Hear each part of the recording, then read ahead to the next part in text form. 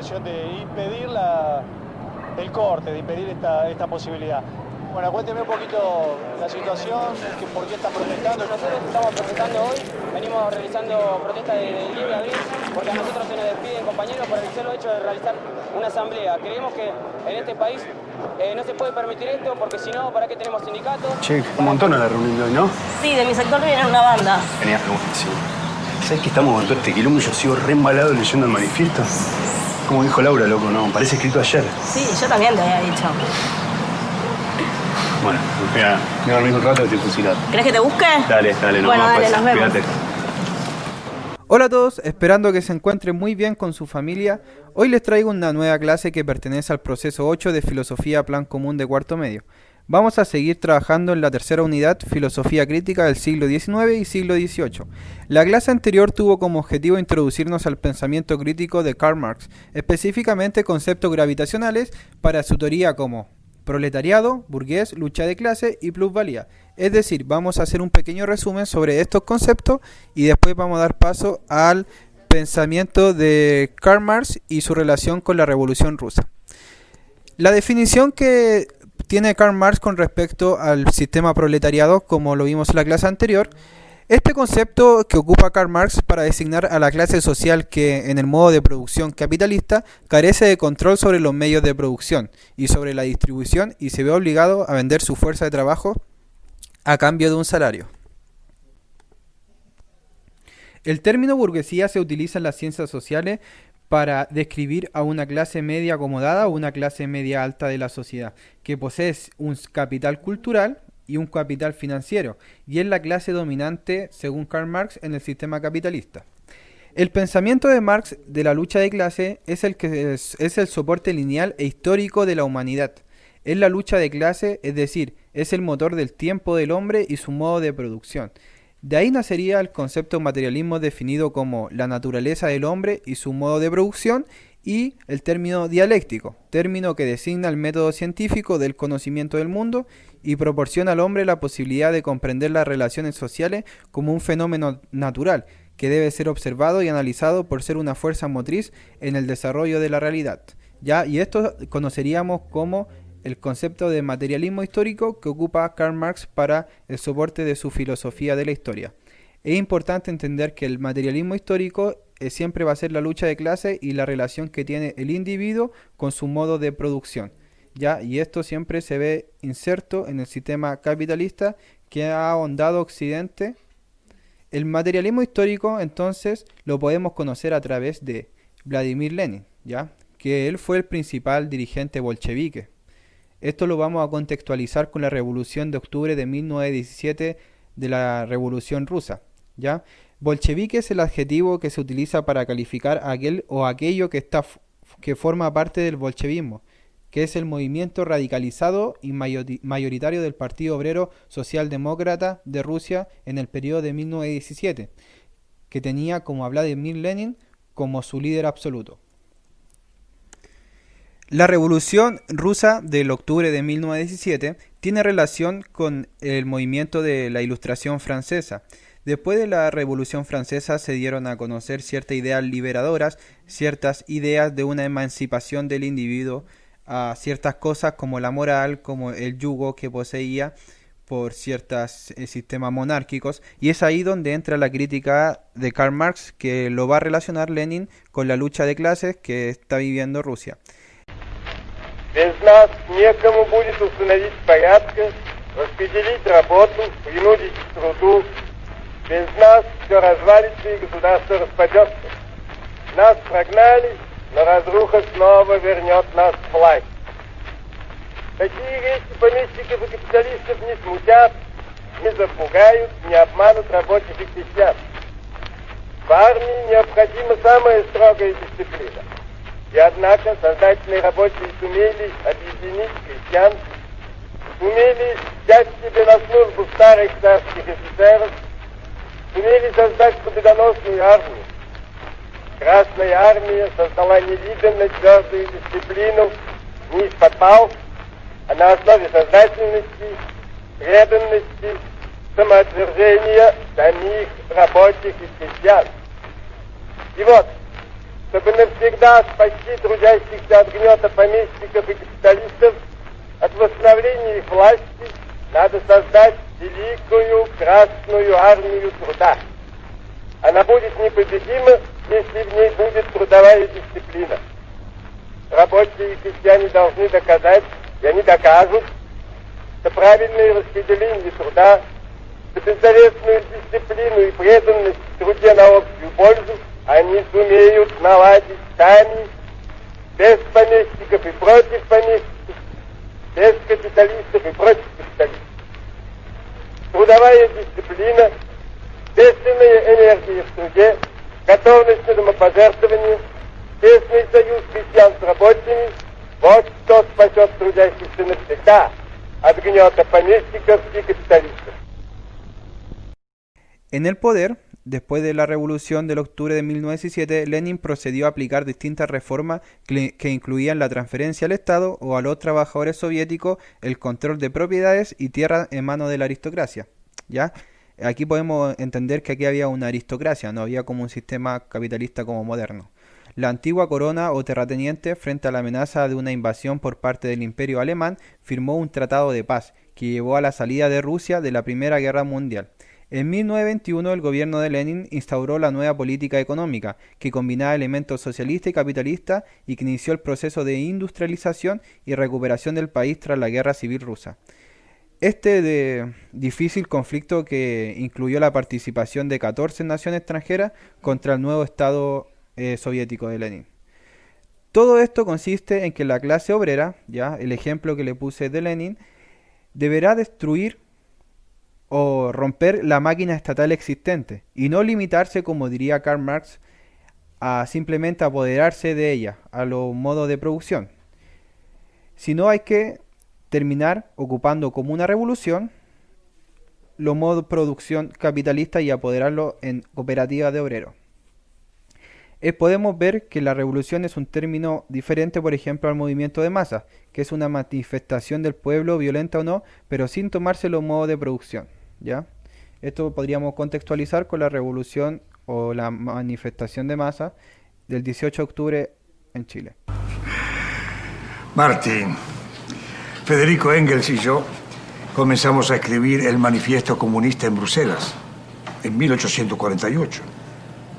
Y allí nosotros afirmamos que el gobierno del Estado moderno no es más que una junta que administra los negocios comunes de toda la burguesía. No esperen mucha respuesta de ellos. Esas son ideas del siglo... Todos los movimientos revolucionarios previos a la existencia del proletariado como clase han sido movimientos de las minorías o en interés de las minorías. En cambio, el proletariado es la inmensa mayoría de la sociedad, la capa más baja de la sociedad, que solo puede levantarse haciendo volar por los aires a toda la sociedad burguesa. Los comunistas afirmamos en el manifiesto que, aunque luchamos por alcanzar los objetivos inmediatos y defendemos las necesidades cotidianas de la clase obrera, debemos representar a la par y dentro del movimiento actual su porvenir. Los objetivos inmediatos del comunismo son formar la conciencia de clase del proletariado, derrocar el régimen burgués, llevar al proletariado a la conquista del poder. El conocimiento, según Karl Marx, era muy importante entender esto a través de la ideología. La ideología son formas sistemáticas de crear falsa conciencia de la realidad, es decir, a través de una cultura determinada que es como la cultura capitalista, hay una deformación de la verdad y de legitimación engañosa de un orden político imperante, económico, judicial y social. La estructura económica de la sociedad determinada, la superestructura jurídico, política e ideológica, es decir, en base a la ideología en que vivimos, esa ideología forma parte del poder imperante y el poder imperante te dice qué es la economía, qué es lo jurídico, qué es la verdad, qué es la mentira. Es decir, hay una alineación que llamaría Karl Marx del individuo, donde el individuo perdería su individualidad. Los elementos más importantes de la ideología son la religión, la filosofía, el derecho y la ciencia de la economía. Es decir, a través de los modos de producción se controla a través de la ideología. Únicamente, diría Karl Marx, cuando desaparezca la situación de alineación de las relaciones sociales de producción, la superestructura será un reflejo real de la estructura económica, puesto que ya no será necesaria la ocultación y el enmascaramiento de la realidad. Es decir, cuando el proletariado se tome el poder y se tome los modos de producción, cambiaría la superestructura económica y ya no estaría oculta y ya no deformaría la realidad. Las funciones de la ideología, según Karl Marx, representan de forma imaginaria la relación de los individuos con sus condiciones de existencialismo real, es decir, él crea el materialismo histórico para que el individuo se le reconozca por su modo de producción, y a través de los modos de producción, a través de la lucha de clases, el individuo va a forjar la propia historia. Bueno, la ideología, según también Karl Marx, es la reproducción deformante de la realidad, cohesionar la estructura social, servir a la clase dominante en el ejercicio de sometimiento de la clase dominada.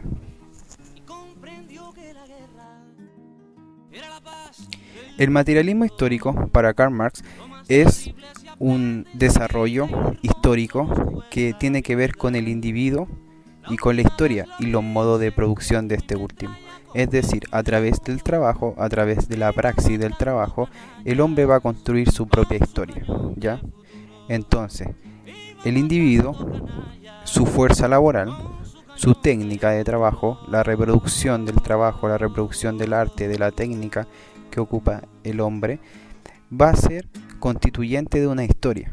La historia para Karl Marx la construiría el proletariado y la lucha de clases.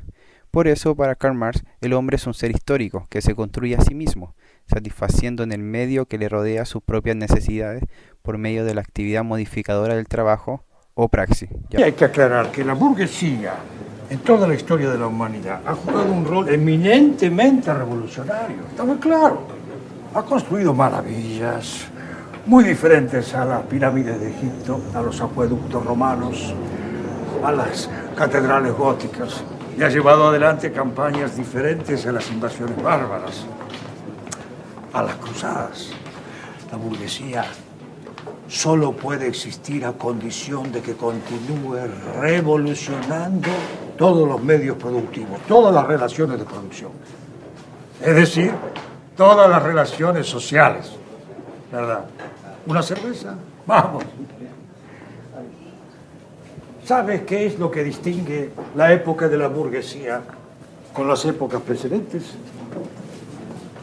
La continua revolución de la producción, la constante evolución y crítica de todos los sistemas sociales, la agitación, la eterna inseguridad, el movimiento. Esos son sus rasgos distintivos. Todas las viejas relaciones con su carga de conceptos herrumbrados, antiguos, sus viejas ideas se disuelven. Todo lo sólido se desvanece en el aire.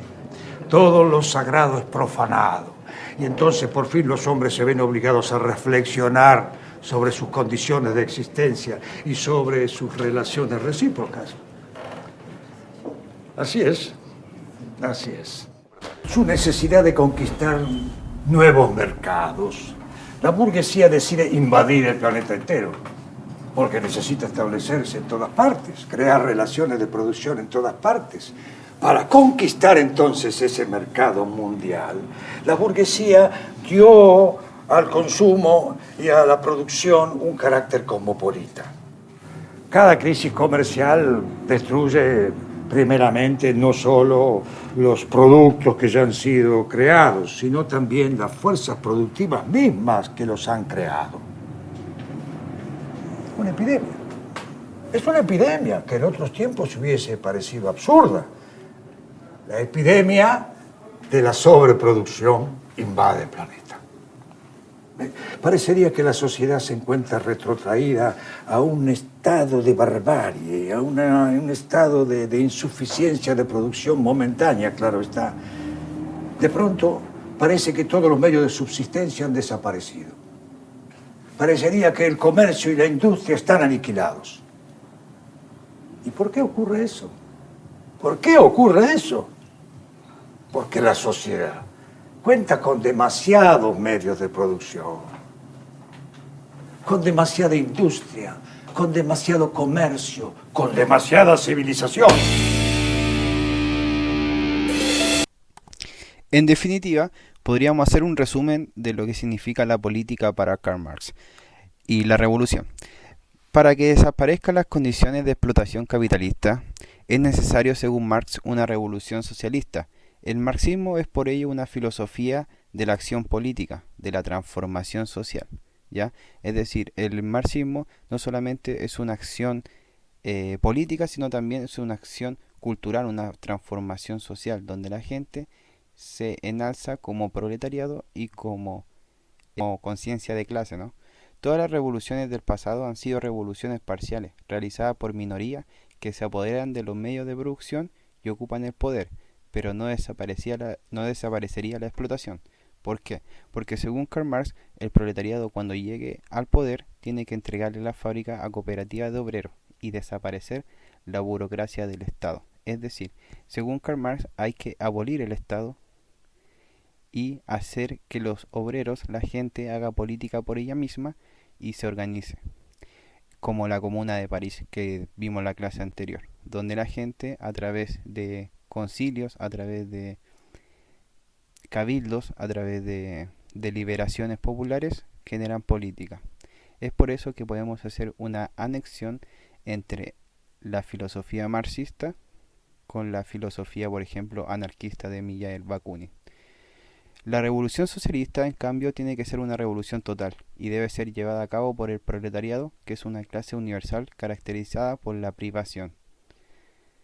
Y si la propiedad privada de los medios de producción es la fuente de la explotación y de la creación de las clases sociales, el acto esencial de esta revolución total será la supresión de la propiedad privada, de los medios de producción y la abolición de clases. Lo importante es que la propiedad privada se desaparezca y se genere cooperativas de obreros o se democratice toda la producción privada, capital, plusvalía, etc. Todo eso se tiene que destruir. Y también la abolición de las clases, tanto como proletariado como burgués. Ahí ya estaríamos viendo como todos iguales. Y eso sería también una anexión con la filosofía anarquista. Es por eso que muchos intelectuales teóricos dicen que Marx también ha influenciado la teoría anarquista. Esta crítica no solamente ha surgido el marxismo como tal y por ejemplo la revolución de Rusia, sino también ha surgido otro movimiento como el anarquismo, particularmente el anarquismo socialista del siglo XIX.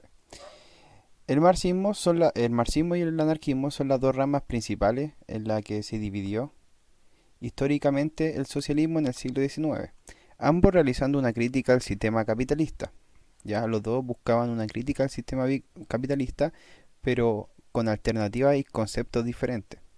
La relación entre anarquista y socialista no ha sido siempre fácil, puesto que a veces de compartir su crítica hacia el capitalismo y su modo de producción, han manifestado visiones diferentes manteniendo varios puntos de discordia. Desde el anarquismo socialista se dice, respecto al marxismo, entendido no solo una versión predominante, es decir, marxismo y leninismo, que la libertad no se puede alcanzar mediante la dictadura del proletariado, es decir, la libertad del individuo no se basa en una revolución armada donde se imponga una ideología por sobre otra.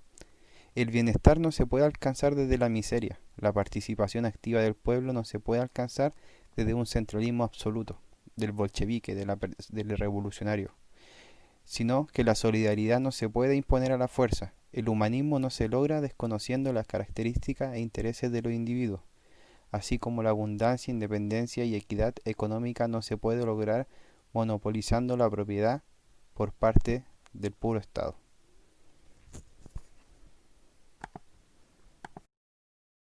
Quel est ton nom? Je suis désolé, mais je ne fais pas partie du bétail. Parfaitement du bétail! Mais regardez-vous! Vous étiez les enfants de la commune, et qu'est-ce que vous êtes devenus maintenant, hein? Un troupeau! On vous ordonne, et vous obéissez! Faites quelque chose, moi je ne sais pas! Bétail pour bétail, vache pour vache! Vous devriez apprendre à brouter l'herbe! Écoutez-moi! Regardez votre usine, regardez-la bien!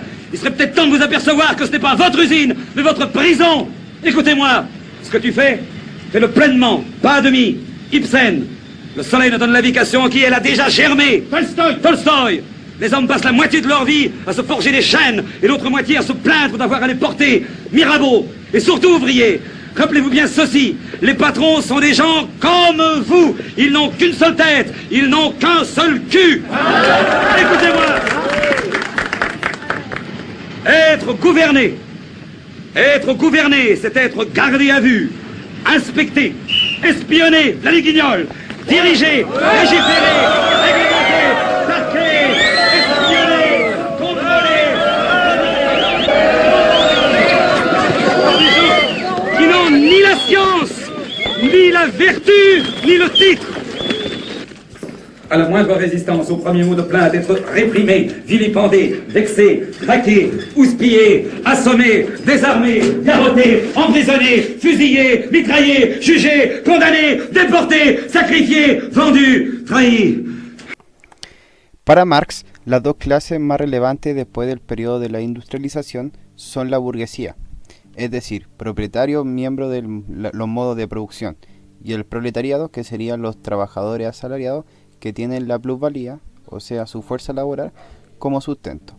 Marx indica que la circunstancia única de los trabajadores industriales le incitará a organizarse y tomar el Estado y los medios de producción a la clase proletariada, colectivizándolos y creando una sociedad sin clase, administrada a través de cooperativas de obreros y de dirigentes sindicales.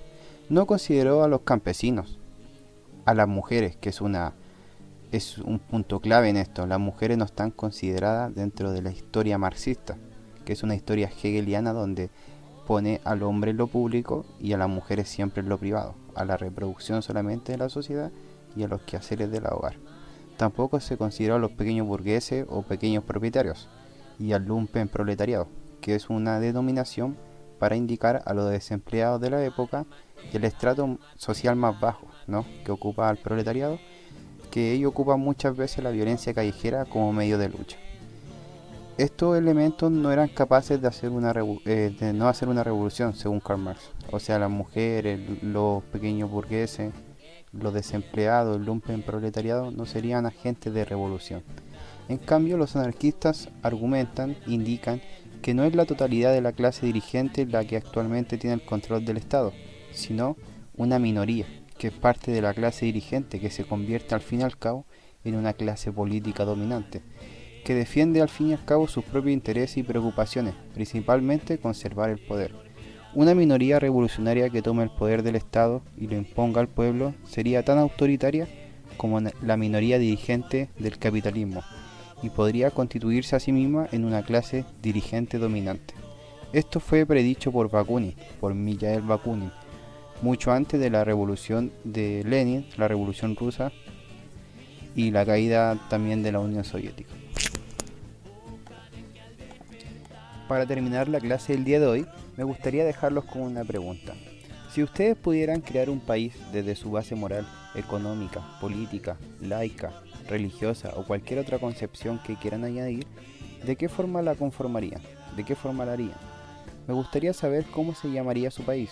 ¿Qué elementos incluirían o no de lo que trabajamos con Karl Marx, Immanuel Kant, la filosofía cristiana de San Agustín y los pensadores griegos? Es decir, pueden tomar puntos que trabajamos de cada autor e incluirlo en su conformación política, moral y su país que quieran crear a través de su propia imaginación y su propia interpretación de ver las cosas. Ojalá les haya gustado mucho la clase del día de hoy. Cualquier duda a mi correo. Un beso y un abrazo a la distancia.